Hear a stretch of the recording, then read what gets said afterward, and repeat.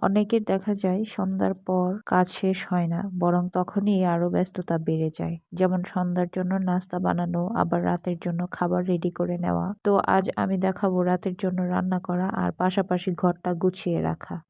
আসসালামু আলাইকুম, হ্যালো সবাইকে, কেমন আছেন সবাই?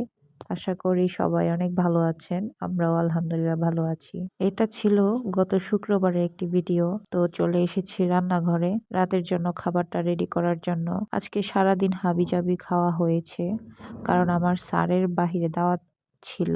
তো উনি দুপুরে যেহেতু বাসায় লাঞ্চ করবেন না, তাই আমার জন্য আর এক্সট্রা করে কিছু করিনি। আমি আগের দিনের তরকারি ছিল সেটা দিয়েই দুপুরের লাঞ্চটা করে নিয়েছি। আর এদিকে রাতের জন্য বিফ রেজালা করব, সাথে ভাজা, বেগুন ভাজা আর শুটকি রান্না করব। গরুর মাংসের সাথে বেগুন ভাজা, শুটকি এগুলো সাধারণ একটা রান্না তরকারি হলেও এইটার আলাদা একটা স্বাদ আছে। আর এই ছোট ছোট রান্নাগুলোই আমার সংসারের প্রতিদিনের এক একটি অংশ। এদিকে কিন্তু কথা বলতে বলতে অনেক কাজ করে নিয়েছি। বেগুনটা ভালো করে কেটে ধুয়ে মরিচ গুঁড়া, হলুদ গুঁড়া আর লবণ দিয়ে মাখিয়ে ফ্রাই প্যানে দিয়েছি। এরপর ভাতটাও হয়ে গেছে। এখন দেখি অনেকে বেগুন ভাজাতে চালের গুঁড়া, বেসন এগুলো দেই। তবে আমি চেষ্টা করি গ্রামের মানুষজন একদম সিম্পলভাবে, একদম কম মশলায় যেভাবে রান্না করে সেভাবেই প্রতিটা খাবার রান্না করা। আমি সবসময় বেগুন হলুদ, মরিচ, লবণ দিয়েই ভাজি, আর মাছ ভাজি করলেও সেভাবেই ভাজি করি। স্পেশাল কিছু অ্যাড করা আমার কাছে মনে হয় একটু অন্যরকম।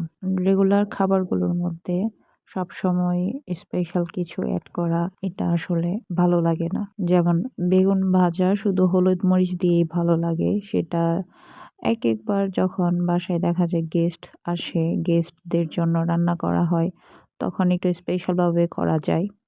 কিন্তু রেগুলার যে খাবারগুলা খাওয়া হয় সেগুলোতে যদি স্পেশাল কিছু অ্যাড করা হয় তাহলে আমার কাছে ভালো লাগে না। তো একেকজনের রুচি আসলে একেক রকম। এখানে ডাঁটাগুলো ভালো করে ধুয়ে কিছু রসুন বাটা, কাঁচামরিচ, আলু, সামান্য একটু হলুদ আর মরিচ গুঁড়া আর লবণ, শীতল শুটকি গরম পানি দিয়ে একবারে চুলায় বসিয়ে দিয়েছি শুটকিটা রান্না করার জন্য। আমাদের বাড়ি যেহেতু কিশোরগঞ্জ, তো আমাদের এদিকে শুটকি এভাবেই রান্না করা হয় সাধারণত। আপনারা কে কিভাবে রান্না করেন আমাকে কমেন্ট করে জানাবেন আপুরা। আর আমাদের বাড়িতে সবসময় এভাবেই যে কোনো শুটকি দিয়ে, যে কোনো সবজি দিয়ে শুটকি রান্না করলে আমাদের বাড়িতে সবসময় দেখেছি এভাবেই শুটকিটা রান্না করে, আর এভাবে রান্না করলে শুটকিটা মজা লাগে। যাই হোক, এরপর গরুর মাংসের জন্য আমি একটা পেস্ট তৈরি করব। আর মাংসের জন্য সব কাঁচা মশলাগুলো ভালো করে প্রথমে ভেজে নিব, এরপর এতে মশলা দিয়ে দিব। আমি আজ গরুর মাংসের রেজালা করব, আর তাই এইভাবে সব মশলা ভেজে নিব আগে। তবে নর্মালি সবসময় কিন্তু গরুর মাংসটা একবারে সবকিছু দিয়ে মাখিয়ে তারপর বসাই। মাখিয়ে রান্না করলে টেস্টটা অনেক বেশি ভালো লাগে আমার কাছে। আর এখানে একটা পেস্ট তৈরি করে নিয়েছি। প্রথমে পেঁয়াজ, বেরেস্তা, টক দই, কিছু কাঠবাদাম দিয়ে ব্লেন্ড করে একটা স্মুথ পেস্ট বানিয়ে নিব। মাংসটা যখন ভালোভাবে সিদ্ধ হয়ে যাবে তখন এই পেস্টটা দিব। এরপর ভালো করে কিছুক্ষণ রান্না করলেই হয়ে যাবে। এভাবে রেজালাটা করলে মজা লাগে। তো সকল রান্নাবান্না শেষ করে এখন পুরো রান্নাঘরটা আর ডাইনিং রুমটা ক্লিন করে নিব, একদম নিট অ্যান্ড ক্লিন। প্রতিবার রান্নার পর আমি এভাবেই ক্লিন করে দিই।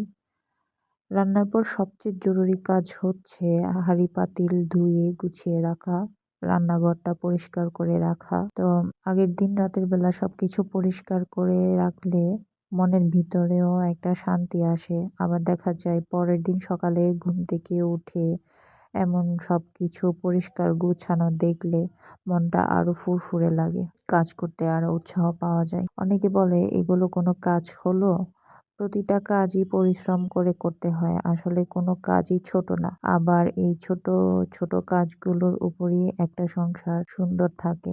দেখা যায় যখনই রান্নাঘরে কিছু একটা করি, এই ধরেন 1 কাপ চা বানানোর সময় যখন চায়ের হাঁড়িটা চায়ের কাপটা ধোয়ার পর সিঙ্কটা ভালো করে ধুয়ে নেই। প্রতিবার কোনো কাজ করলে এভাবেই পরিষ্কার করে রাখি সবকিছু। তো যাই হোক, এই ছিল সন্ধ্যা থেকে রাতের জন্য আমার ছোট্ট একটা রুটিন। দিন শেষ হলেও এই কাজগুলো করেই আমি নিজের মধ্যে একটা শান্তি খুঁজে পাই। আর আমার আজকের ভিডিওটি ভালো লাগলে আমার পাশে থাকবেন সবাই।